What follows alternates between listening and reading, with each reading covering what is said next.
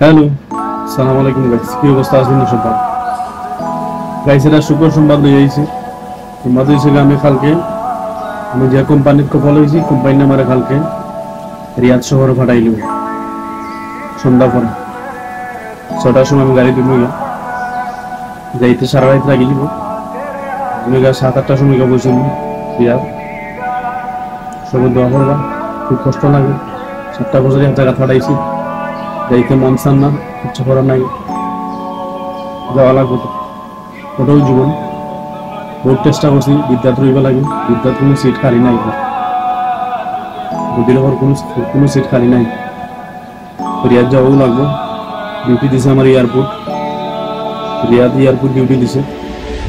আমি বহুত চেষ্টা করি বিদ্যার্থী, ইচ্ছা করার নাই। কর্মের খেতে যাওয়া লাগবে, না গেলে তো আর হইতো না।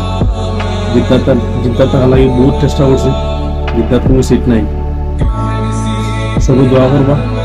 এতে একটু কষ্ট লাগে, কারণ 7টা বছর এই শহরে হাঁটাইছি। প্রত্যেকটা মানুষের লোকে আমার মিলে গেছে, প্রত্যেকটা দোকানদার লোকে, সব জাতি মানুষের লোকে আমার মোটামুটি মিলে গেছে।